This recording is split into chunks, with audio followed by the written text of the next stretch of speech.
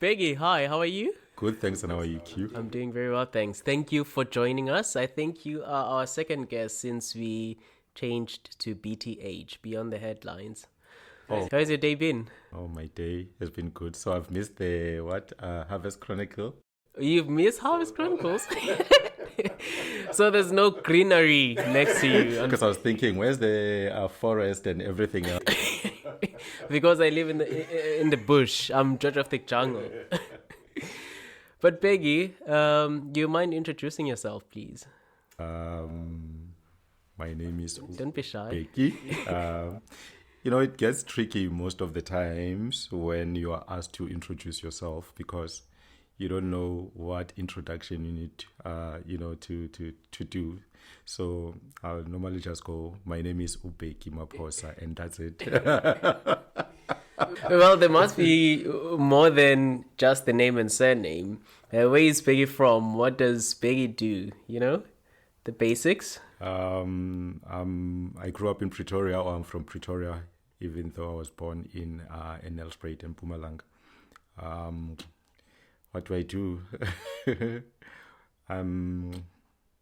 I don't know. What do I do? You run a lot. Yeah. You love running. That's one of the things. But professionally, what is it that you do? I'm an industrial psychologist, recently qualified, and I'm also an executive coach or executive and management coach. So yeah. So where I work in the field where I work in, it's a freight business. And I do the talent management and psychometric assessments in that space. However, I do a whole lot of facilitation and team interventions as well. So that's part of what I do in my professional world. Okay. I recently had somebody who is a psychologist, an industrial psychologist. And one of the questions that I asked him, and I'm going to ask you this question, is to distinguish between a clinical, counseling, and industrial psychologist. You're supposed to tell me that so that I can write it down. But at the top of my head, we are all psychologists because we fall under that domain. However, an industrial psychologist, mostly they are based within an organizational space. However, we still do, but depending on if you are trained in that space, but we do your basic counseling in terms of containment in that element within the work. It can be in the work environment or even outside. So you do that containment. But after you contained a situation, then you refer to either counseling psychologist or a clinical psychologist.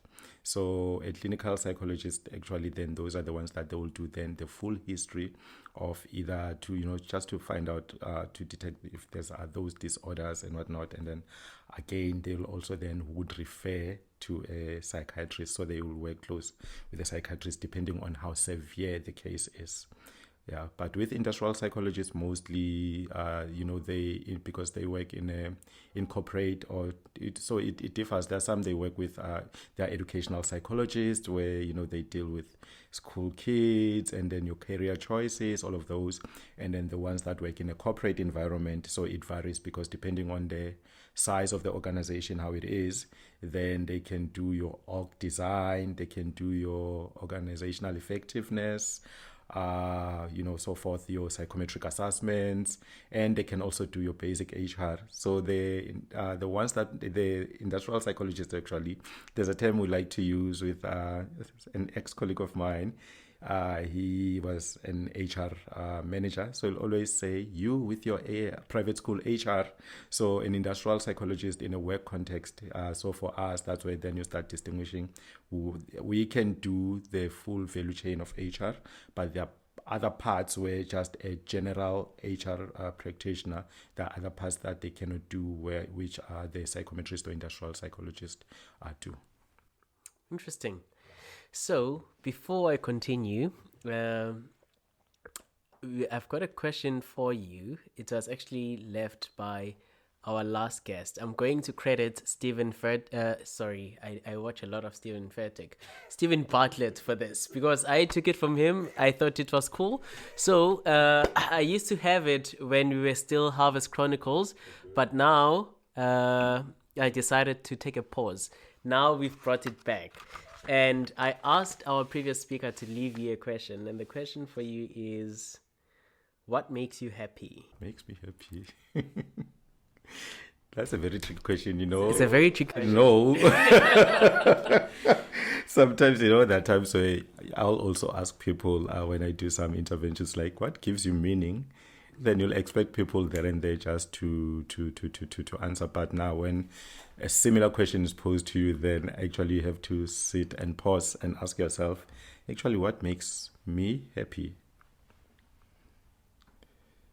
Just waking up in the morning and still find myself in one piece. And then also knowing that I contribute a lot to other people's well-being and somehow, add some meaning into their lives. So seeing another person finding their purpose and then me being a contributor in that like just fulfills me because I feel like I do, something for a greater good, I think.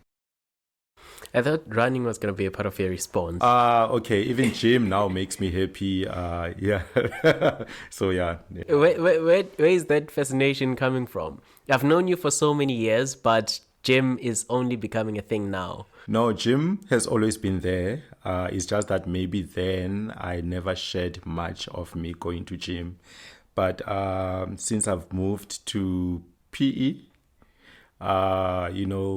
being by yourself most of the time, you need to find something that gives you structure because I moved away from my comfort place or my comfort zone where everything was just in a short space of time, or the distance or everything else was there for my reach.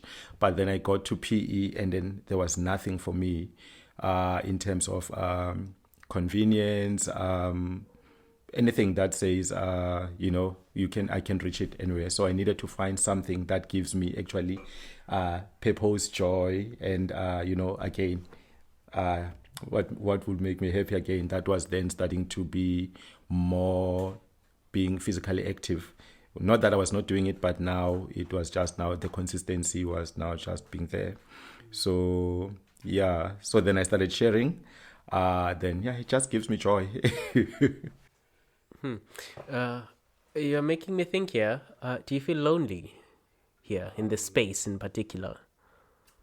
There was a time when I was still adjusting being here. I was feeling lonely. It was lonely. I remember a colleague of mine laughed. There was a day I felt like if I just wanted to burn the building because I just didn't want to be here because you only get excited from Monday from Sunday evening because it's Monday. You have to go to work. Then you engage, you see people, and then from Friday afternoon, then I started getting that loneliness come because then I haven't had friends or met people around.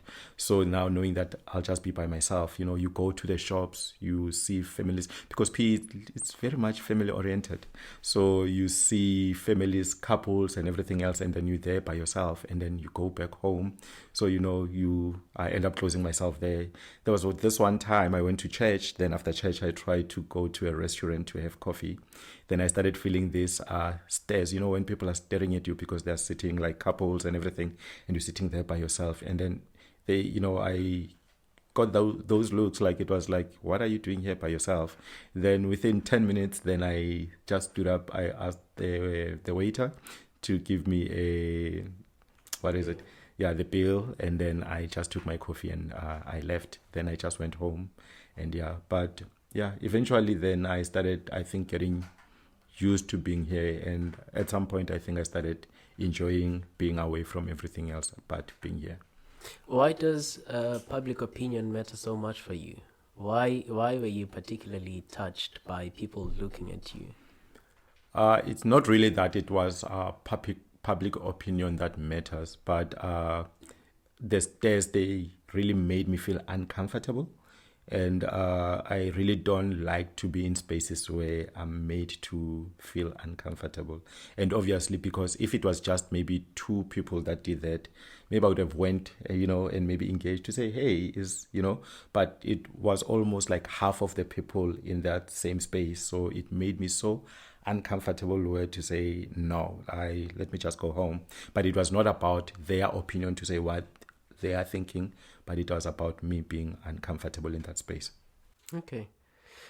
Space plays a very important role, I suppose, on our mental well-being. And I think I want to take this conversation elsewhere now. Okay.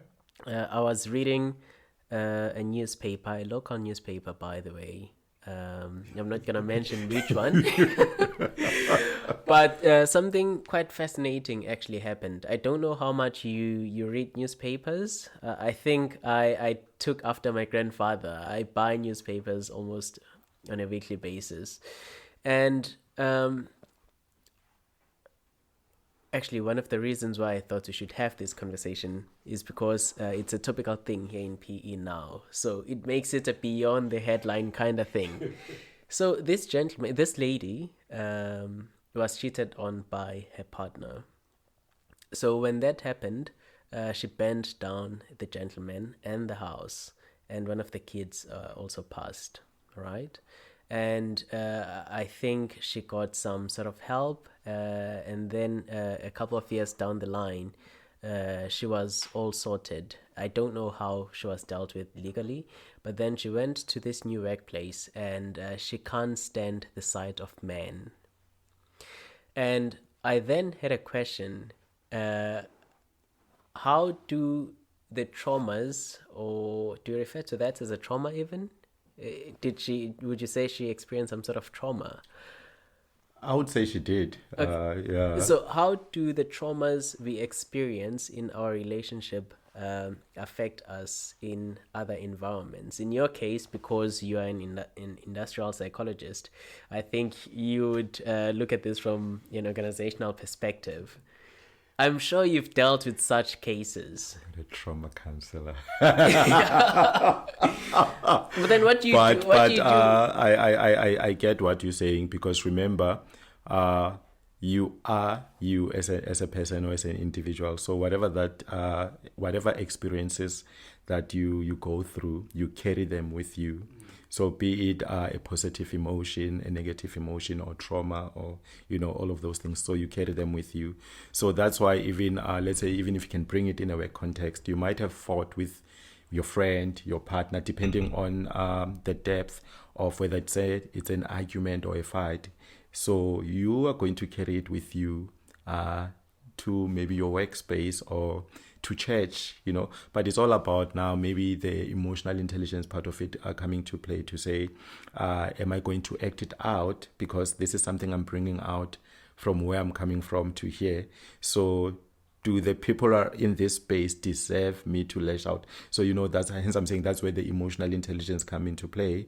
But people with low emotional intelligence, then obviously they are impulsive, they will be reactive. So you'll take whatever that you come out with, where you come from, and then act it out to everyone else or whomever you engage with in any space. So if I came to you at work and I told you, look, this is what I'm dealing with. I can't cope, I can't function, I can't do anything because I'm experiencing a challenge in my, back home or in my relationship. How do you deal with such a person? We do have a conversation. Remember, I said we do basic counseling and containment.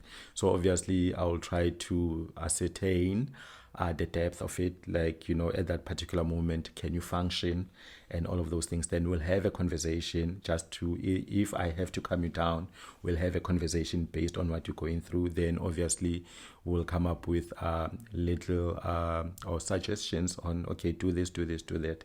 However, obviously I need to assess again, hence I'm saying the severity of that situation then, so that from here, obviously then this is what you need to do, or this is where you should go, and then how open are you to it, and obviously then we'll refer to the people that actually deal with whatever that you're going through broadly, more than, because we have what we call a scope of practice and limitations to say you can start from here, but you end from here, and then from this point, then I can refer you to someone. However, I would have done something like laid a foundation in terms of containing your situation. So you fought with your partner at home. So let's have a conversation. What was the fight about? How did that make you feel?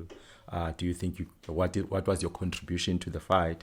Do you think if you can go back home now, would you be able to have a conversation with them? What else that you can do differently that you think can work better from maybe the previous night when you guys had an argument? What was the argument about? And then why did you react like that? Is it maybe because of him, or is it just because of you? And then, because we always need to look at ourselves to say, when I talk to my partner or whomever that I talk to, the moment I have a certain reaction, I know people, they always like to go trigger. If it's a trigger, why is it triggering you? Where is it stemming from? And then again, if it will happen again, are you going to get triggered the same way? Then if now you know that this is a trigger for you, then what do you do to work on those triggers? Because sometimes, as you said, trauma, past experiences, or whatever, where you come from. So you also need to work on those, because if you don't, all of these things, they always have a way of resurfacing, because you suppress. Then one day you're just going to explode. And then, you might even snap at a very little thing where if it's your partner, they're just breathing, and then you feel like, why are you breathing? Why are you blinking? Why are you breathing? Why are you blinking? Why do you even exist? You actually remind me of Dr. Barbara. Jeez. I love that woman. So Dr. Barbara is my psychologist. And the questions you just asked are the same questions that she would ask me if we are in a session. But then I've always asked myself, how does one find healing?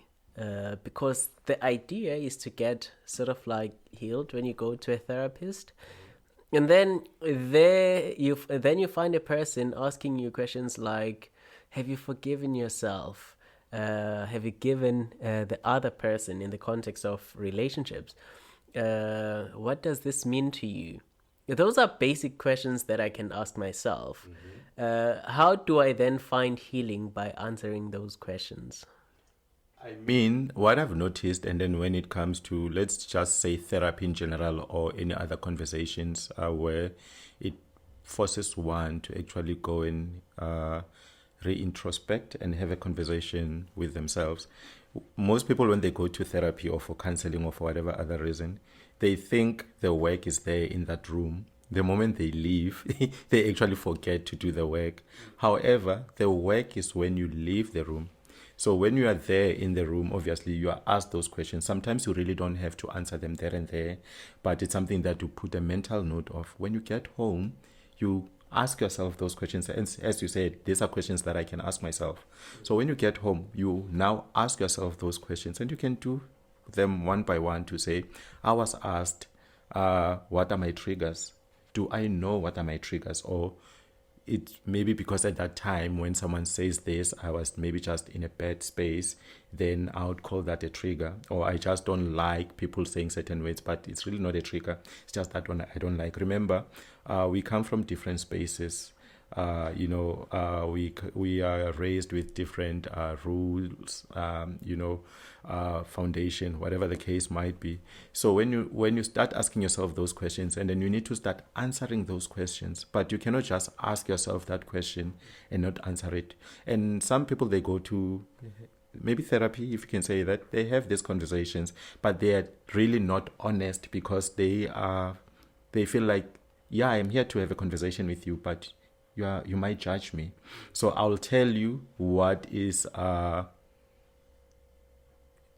don't know. It seems like a person will say, I want to tell you as a therapist what you want to hear, not really what actually the cause of the problem is. Because if you are able to tap into that space of saying, this is the problem, then we are now able to deal with its roots.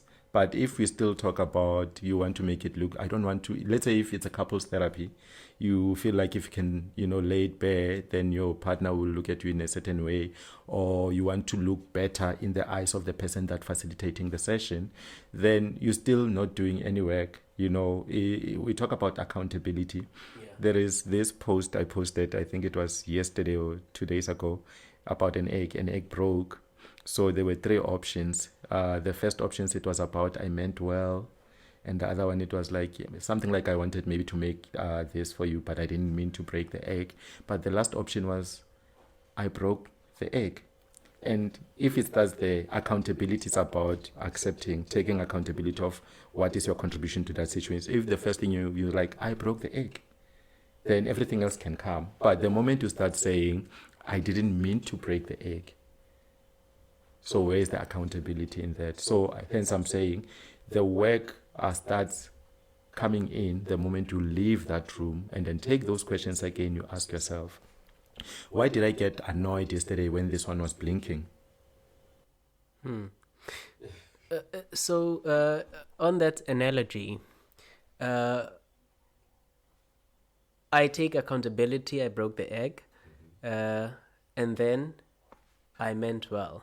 Isn't that me justifying why I did what I did?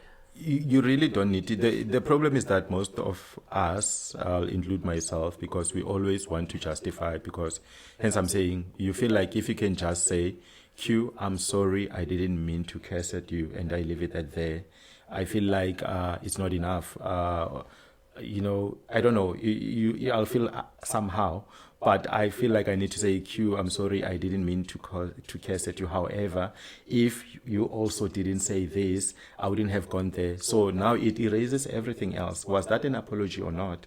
An apology should be about, what is it that you did? And that's it. Don't even justify why you did it. But the moment you start justifying, then it means the discussion, we're going to move away from what you've done now to say, what was also my contribution? Just apologize and leave it there. If Q has to go reflect as well to say, now that Bheki apologized, and then I accepted his apology. But however, me as Q, Nami, what is it that I could have or I should have done differently to diffuse that situation? So you can still go back to say, even though I did not give you a chance now to justify why you cursed at me, but I also take accountability to say I accept your apology because it did not have to go there. However, Nami, if I didn't then further do this, I don't think we would have been in that space. I also apologize on my part. That's it. I recently... I'm gonna laugh. Sorry. General psychological conversations now. I'm gonna take this to the love. I'm gonna take the love angle now. Okay. I recently posted something. It was about making contact with one's exes, and I openly said I talk to my exes. We even go out for coffee. We have chats. I see nothing wrong with that. And when I'm in a relationship, my partner would know, this is my ex, this is my ex. And if I'm meeting those people, they would know. The response wasn't very friendly on the socials, on Instagram. And I don't know, Jay Chetty had this conversation with one of his guests. And I think he's the one who was responding actually, and he was saying exactly what I was saying, that actually if the terms of engagement are laid out perfectly, it shouldn't be a problem that you are meeting with your exes. The person who has a problem is the current that you are with at that time. What's your opinion on that? I mean, an ex, at some point, they meant something in your life. You spend some time of your life with them. And obviously, and this is what everyone would say when they're in a relationship or the relationship end. I did not get into the relationship for it to end. and then at some point in your life, they meant something. They might have been there to help you work on yourself. They might have been there for, to see you or to hold your hand. Well, maybe you're still growing in terms of your career or any other aspect of your life. So obviously, but whatever dynamics that will be then there for you guys to break up, sometimes you might hate each other just, on the process of a breakup. But eventually, as you grow up, you learn and unlearn certain things. Again, if you are an honest person to yourself and then they are an honest person to themselves, you go and introspect by yourself, because obviously after a breakup, there's a whole lot of things. Some people, they just go crazy. Some, they just, we deal with breakups differently. However, there will always be a moment or time. It might be a month, whatever. There's no time frame. We differ as people on how we process things and everything else.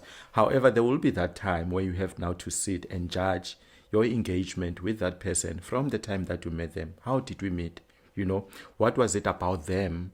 And then remember, at that particular moment, it is no longer about them. It's you now asking yourself those questions to say, what was it about them, that attracted me to them? Why did I stay? And then, and in the midst of me staying that period, if it was about cheating, why did I start cheating? What was not there? Maybe it was finances. What was it about those finances that maybe pushed us to, whatever circumstance that was there that drove or that put a wedge in that relationship to end up going to say, what, we can't do this anymore. You need to sit there and ask yourself also to say, okay, fine. Now that happened, what was my contribution to that? What is that I could have done better? Do I hate this person? Or do I, because with love, there's going to be care as well.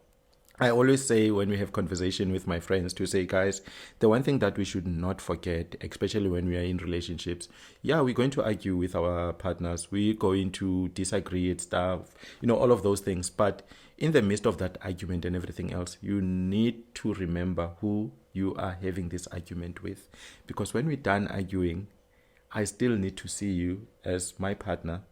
We still need to have a conversation. I might be upset at you, like at this particular moment, I'm not impressed with you, but I still need to look at you with eyes that shows that I love you in the midst of whatever disagreement or argument or whatever that we had, So now, when you would have done that work on yourself, now evaluating or reevaluating whatever that happened with your ex, then there's nothing wrong now going to have that conversation with them, because you need that feedback. You might have given yourself feedback to say, this is what I've seen, but what are the blind spots that you've missed?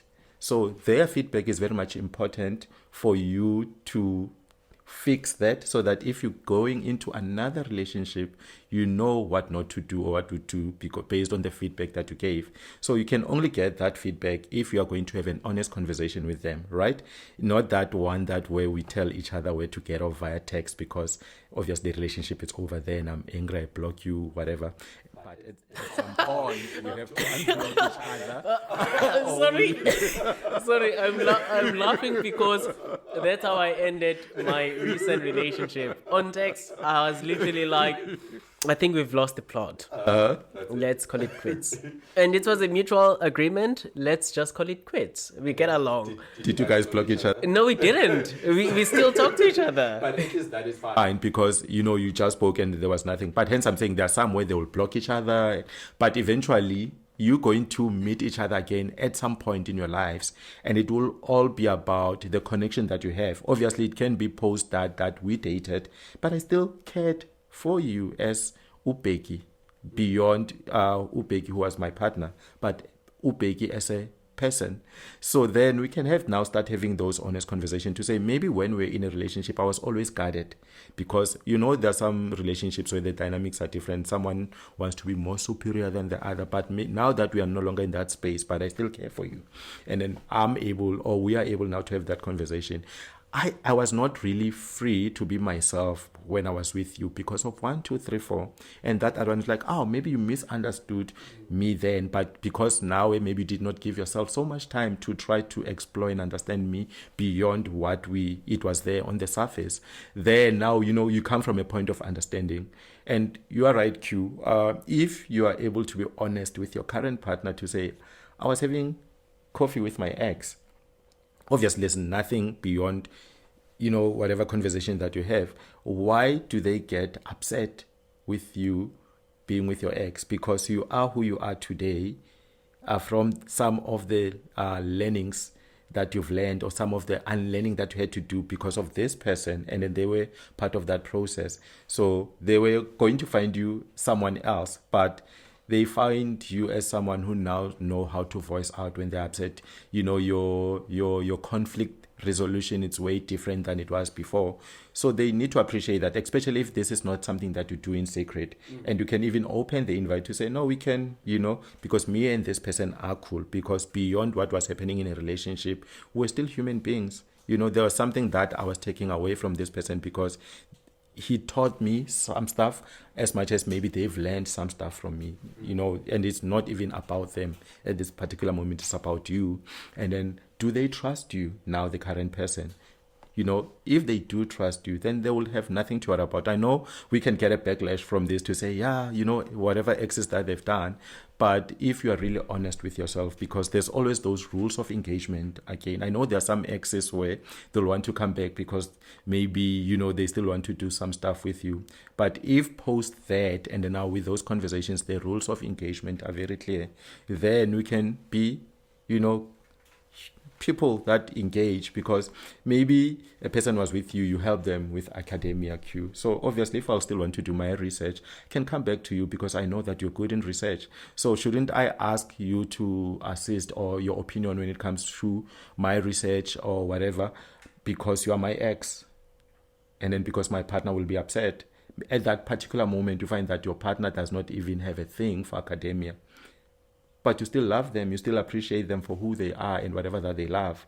So unless if they don't appreciate you, going to your ex for those things, then let them suggest someone to say, oh, if you need help when it comes to this, I can suggest Bheki, I can suggest Tendai, all of those things. But if they don't even bring you a solution to that thing that unsettles them, then it means they also need to go and work on themselves to say, why do I get upset when Q has a conversation, a coffee date, going out for a lunch thingy in a public space with their ex? Wow. Actually, the lady that I'm telling you about, the recent ex, I think I will forever care about her. And I feel like she will forever care about me as well. If I want something, it's easy for me to just pick up the phone and, WeChat. But there is... there are exes. I've heard stories. There's exes where you can't even attempt to say hi to a person because of the way in which relationships unfold, how they end. And I want to make an example. This one friend of mine was deeply in love with his ex, and the ex was passive aggressive, for starters. You talk about reflecting and introspecting. How easy is it to do that when you've got a passive aggressive partner who just decides to keep shut if things aren't going their way? So again, we'll go back to the emotional intelligence part. So that partner, they need to, look at themselves again. And I know how frustrating it can be to date someone who's passive aggressive, and then in the midst of conflict, they decide to shut. Now you'd look like you're a crazy person, because where now you might be someone who's structured.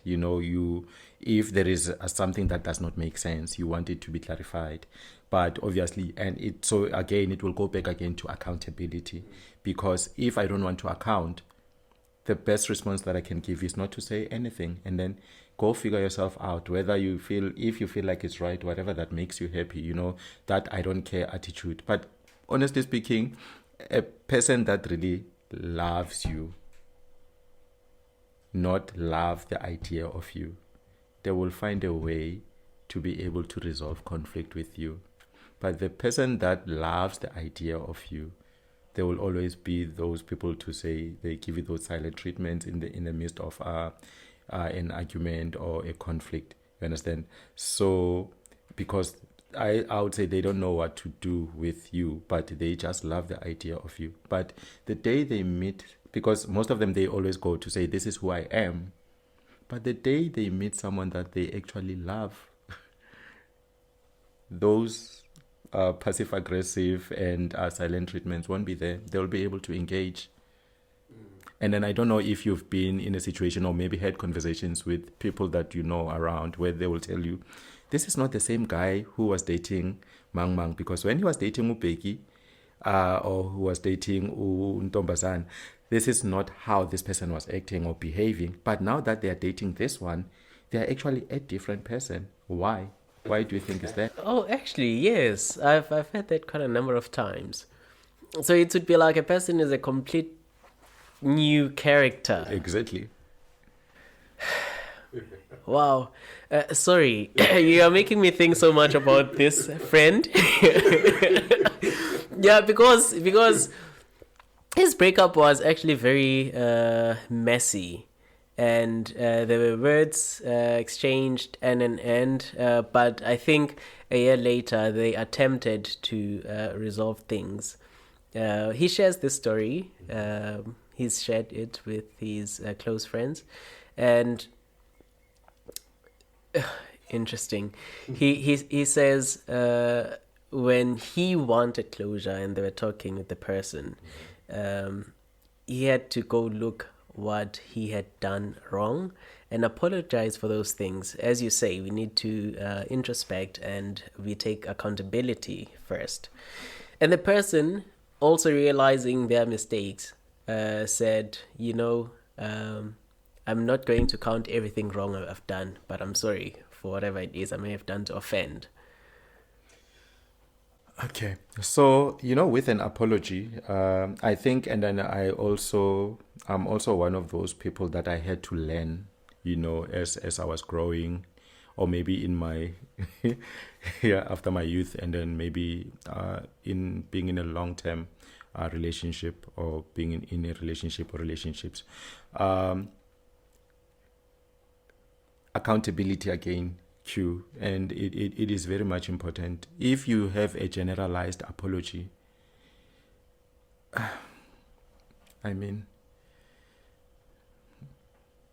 but you need to be able to account what are you apologizing for. If you can say, I used to be one of those people to say, I'm sorry for everything. And then, my partner then would ask, what is everything? Then I'll start getting annoyed to say, but can't you see I'm making an effort to apologize? And then, but obviously as time goes, you get to understand to actually say, they need to know what is it that I'm sorry, because I might be saying I'm sorry for everything. Meanwhile, Yena, he's upset about me putting shoes just here on the door. And then Mina, my everything would be maybe because I did not cuddle you last night, such things. So, or whatever the conflict at that particular moment is. So it's very much important to know when you say, I'm sorry, for what?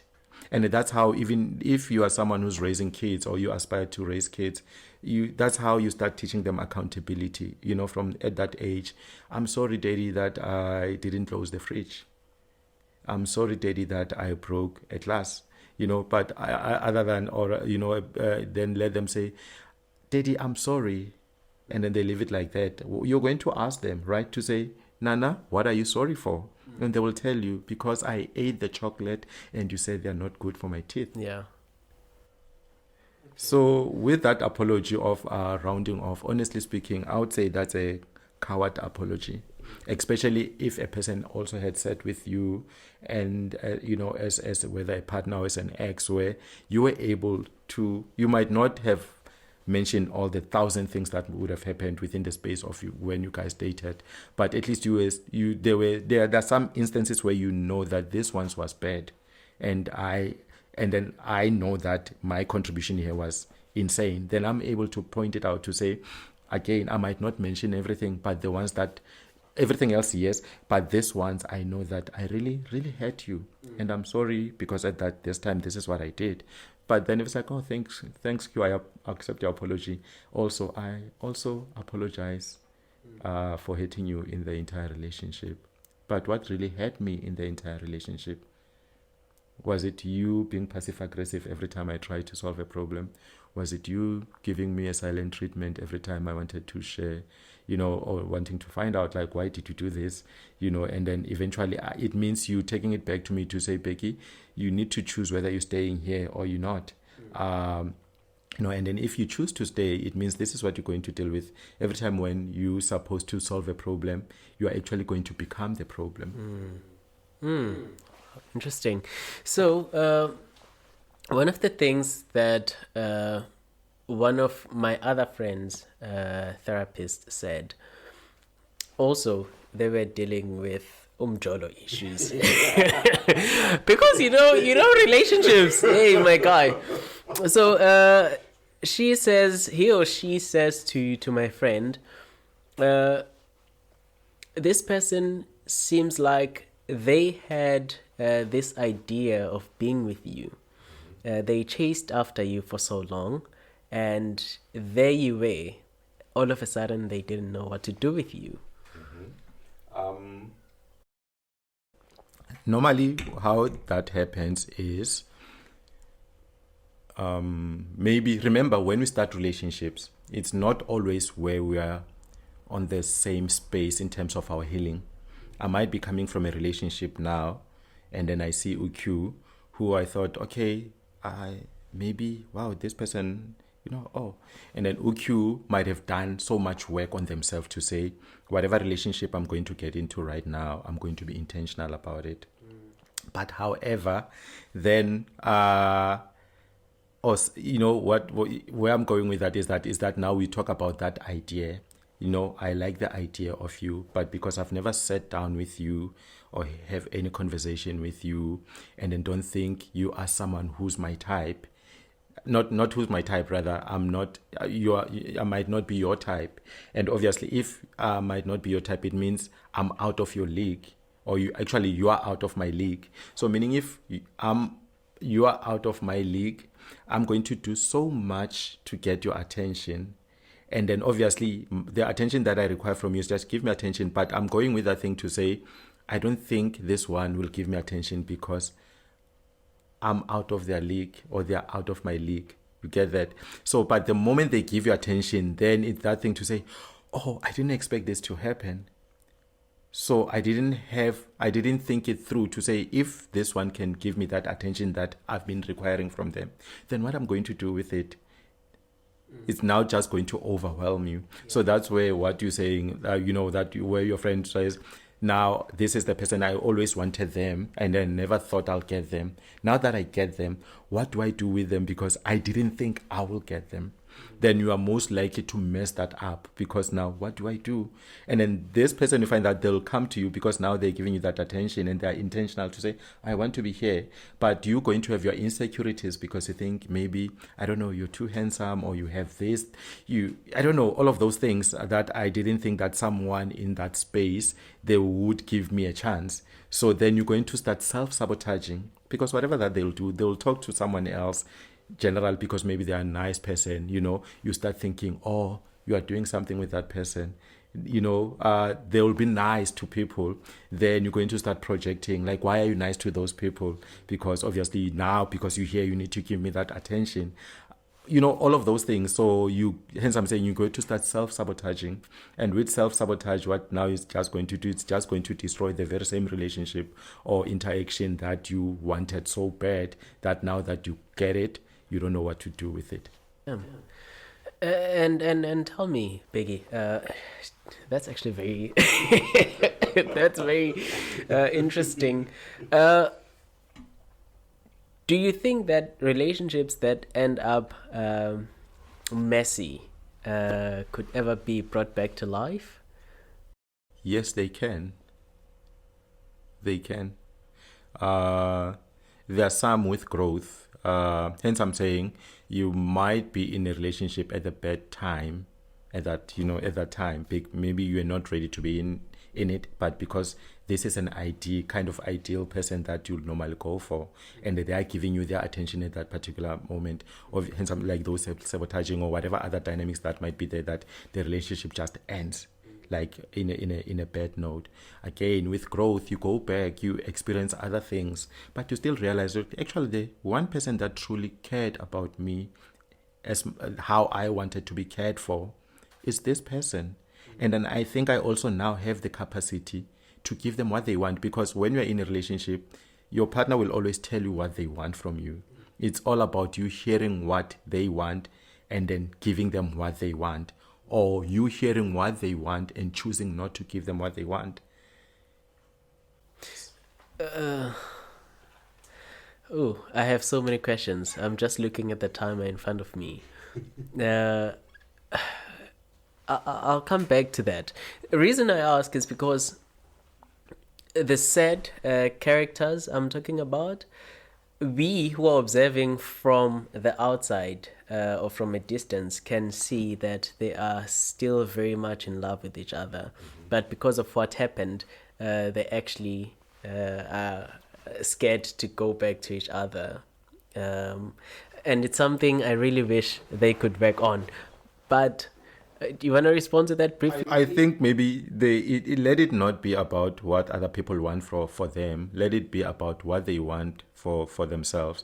Because you understand. So let them find a way to back to each other. Let them solve whatever that they think they need to solve to work towards what they think is going to work for them, because the people around them, they are able to do whatever that they want with their relationships and all of those things, and then they might not even consult everyone else. But why do they think they need to consult everyone else for their relationship to work? They've seen what went wrong, and then they know what they need to fix and work on, so that they can give each other what they actually want as individuals, and eventually what they need to bring in that relationship that will work for them as a unit.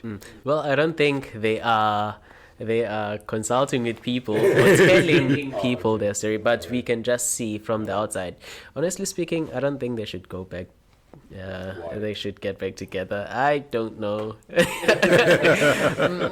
It was just too messy for my liking, and yeah, I took it personally, even though I didn't have anything to do with it. But what do you make of somebody who is in a relationship with you and is highly insecure? Insecure to a point that they want you to work from the house. They want you next to them all the time. The problem about insecurities, it's more of a projection more than anything. Again, when we started the conversation, about the triggers and whatnot. So when you look at your partner and then you get to a point where you feel like, that insecurity, when they're out of your sight, you always think of they're doing something. Why? What is it that's so bad that you've experienced in your life that you don't have to trust the person that you say you love? You want to always see them here. I know, there are some people, they bombard you with love, which is okay, with care and everything else, but you still need to give the person that you're with that space to be themselves away from you. But if you start wanting them to always be here because of your insecurities, where are your insecurities stemming from? And what is it that you are doing to work on those insecurities? So then they will need to ask again the work. Why, when my partner decides to go work at the office and then their knock-off time, it's 4 o'clock, but then if they say they're going to work an hour late and come back home at 6 or whatever the case might be, why is it a problem for me? Why, when they say they're going out with their friends for lunch, wherever, I either want to go with them always, or I don't want them to go. Why? What is my biggest fear? Why do I always want to see them right in front of my eyes? Why? So you need to be able to answer those questions. And you need to start having, again, be able to tell them, to say, this is what I'm scared of. Because if your partner will want to do anything, be it cheating, leave you, when they decide to do it, they will do it either way. Even if you are there right in front of them every day. You can want to have a PIN or password to their phones. They'll give you that. But if they still want to do whatever you think that they're going to be doing when you don't see them, they will still do it if they want to. Because remember, everything that we do as human beings, you sit and have a conversation with yourself, and it becomes a choice to say, I want to do it, yes or no. And what do you make of a partner that restricts you from interacting with your friends? That is, for me, that is a very abusive behavior. People that are abusive, they always try to take you away or move you away from your support structure. So again, remember, when you meet your partner, you've went through life, irrespective of like you are 18 or you're 40 or whatever age that you're at. You went through life, right? They were not there. They meet you. So should your life that happened before them should stop because of now they are here? Should you forget that you have friends? Should you forget that you have family? Should you forget, all of those things? So the moment a person comes into your life and now wants you to throw away everything that's in your life just to give them that space alone, the question is, are they doing the same on their side? Or are they just moving you away from your comfort space to their space and their extended space? Because if then you are going to cut me off or make sure that I have no connection with anyone else that you found in my life, you should also be able to do the same.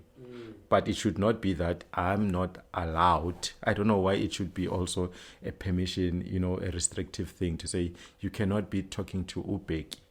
Why I shouldn't be talking to Bheki? So here's my toxic. Yes. So I was in a relationship this one time, and the person was very controlling.